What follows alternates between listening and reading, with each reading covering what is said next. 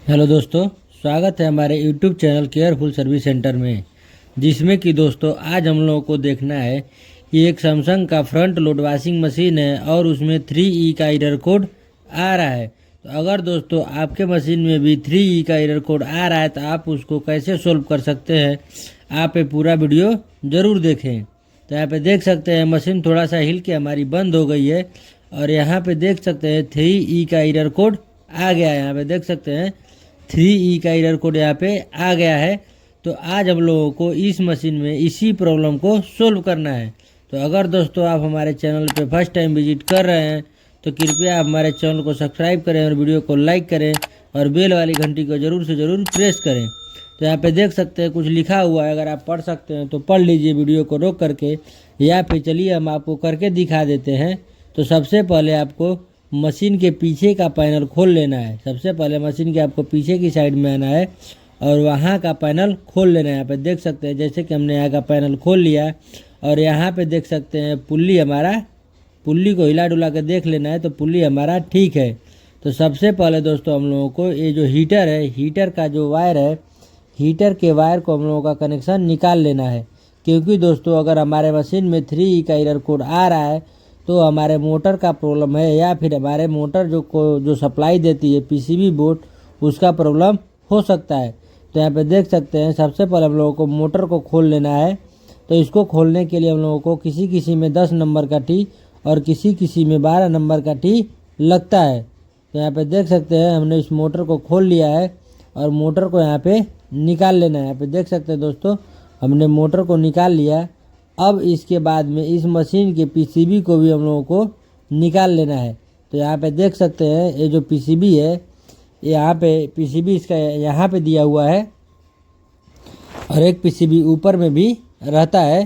तो इस पीसीबी को हम लोगों को निकाल लेना है। तो थोड़ा सा निकालने में दोस्तों इसको कष्ट होता है, तो थोड़ा सा सावधानीपूर्वक हम लोग इसको निकाल लेते हैं। और निकालने के बाद में हम लोगों को जो पूरा आपको वायरिंग दिख रहा है, ये पूरा वायरिंग को हम लोग को अच्छे तरीके से यहाँ से निकाल लेना है। और जो पीसीबी के ऊपर का कैप होता है, लॉक पर होता है, तो आपको लॉक भी अच्छे तरीके से छुड़ा लेना है सावधानी पूर्वक, ताकि लॉक टूटे नहीं। क्योंकि हम लोग इसको एक दिन पहले ही चेक किए थे तो इसका पीसीबी बोर्ड ख़राब था। तो आज हम लोगों को इसको पीसीबी बोर्ड को ही चेंज करना है। तो सबसे पहले हम लोग ट्रांसफार्मर को खोल लेते हैं, क्योंकि यही ट्रांसफार्मर हम लोगों को दूसरे वाले में भी यूज़ करना पड़ेगा, क्योंकि नए पीसीबी में ट्रांसफार्मर नहीं मिला है। चलिए इस ट्रांसफार्मर को निकाल करके हम लोग इसका कनेक्शन निकाल लेते हैं। तो यहाँ पे देख सकते हैं ये निकाल लिए।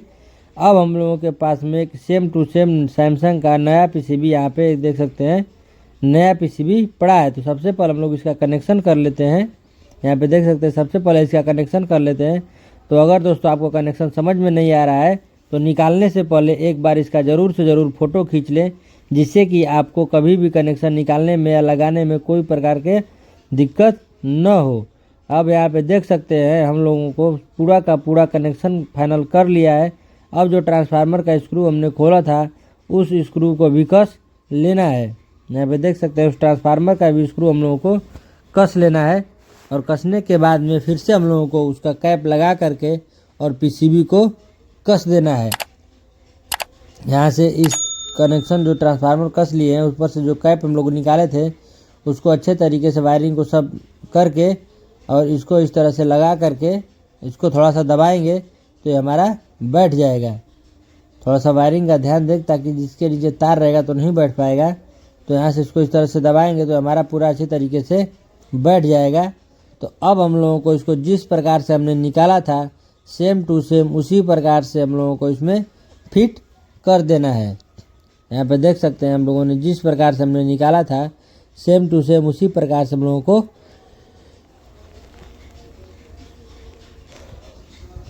कस देना है। यहाँ पे देख सकते हैं जैसे कि हमने इसको लगा लिया, थोड़ा सा लॉक होता है तो ऊपर की साइड से नीचे की साइड में प्रेस करेंगे तो हमारा फंस जाएगा। अब इसके बाद में हम लोगों को मोटर को भी फिट कर देना है। यहाँ से मोटर को भी अच्छे तरीके से फिट कर देना है। और मोटर को जो हमने 2 बोल्ट निकाला था उन 2 बोल्टों को अच्छे तरीके से यहाँ से कस लेना है। यहाँ पर से इस तरह से हम लोगों को अच्छे तरीके से इसको कस लेना है और कसने के बाद में हम लोगों को पीछे का पैनल कस के एकदम फाइनल कर देना है और उसके बाद में हम लोगों को मशीन को ऑन करके देखना है कि हमारी मशीन चल रही है कि नहीं चल रही है। तो देख सकते हैं यहाँ पे मोटर हमने कस दिया है। अब इसके बाद में हम लोगों ने हीटर का कनेक्शन करना है। उससे पहले जो हीटर का प्लेट है उसको लगा लेते हैं। उसको लगाने के बाद में आप हीटर का कनेक्शन कर दें। तो अगर आपको कभी भी वायरिंग समझ में न आए तो कोई भी वायर निकालने से पहले आपको एक बात का ध्यान देना है कि आप उसका फ़ोटो ज़रूर से ज़रूर खींच लें। अगर आपको वायरिंग की जानकारी नहीं है तो आप उसका फ़ोटो खींच लेंगे तो आपको संपूर्ण वायरिंग की जानकारी में कोई दिक्कत नहीं होगा। आपने जिस प्रकार से निकाला था सेम उसी प्रकार से आप लगा सकते हैं। तो यहाँ पे देख सकते हैं हमने पूरा का पूरा ऐसे कनेक्शन फाइनल कर लिया है। अब पीछे का पैनल कसना है और बेल्ट को हम लोगों को चढ़ाना है। तो इस बेल्ट के मोटर के पुल्ली पे एकदम बीचों बीच रखेंगे, ताकि इधर उधर रखेंगे तो हमारा चलते चलते पुल्ली उतर जाएगा, पुल्ली पर से बेल्ट उतर जाएगा। तो हम लोगों को इसको अच्छे तरीके से बिठाते हुए इस तरह से एकदम अच्छे तरीके से इसको चढ़ा देना है। यहाँ पे देख सकते हैं हो गया। अब उसके बाद में पीछे का पैनल कस देना है। यहाँ पे देख सकते हैं जैसे कि हम लोग इसका पीछे का पैनल कस दिए हैं और पीछे का पैनल कसने के बाद में जैसे हमने मशीन को ऑन किया तो देख सकते हैं हमारी मशीन अब अच्छे तरीके से वर्क करने लगी। तो अगर दोस्तों आपके मशीन में 3E का एरर कोड का प्रॉब्लम आ रहा है तो आप समझ जाएं या फिर हमारा पीसीबी बोर्ड ख़राब है या फिर हमारा मोटर ख़राब है, क्योंकि इन दोनों के ही कारण से हमारे मशीन में 3E का एरर कोड आता है। आज के लिए वीडियो में बस इतना ही।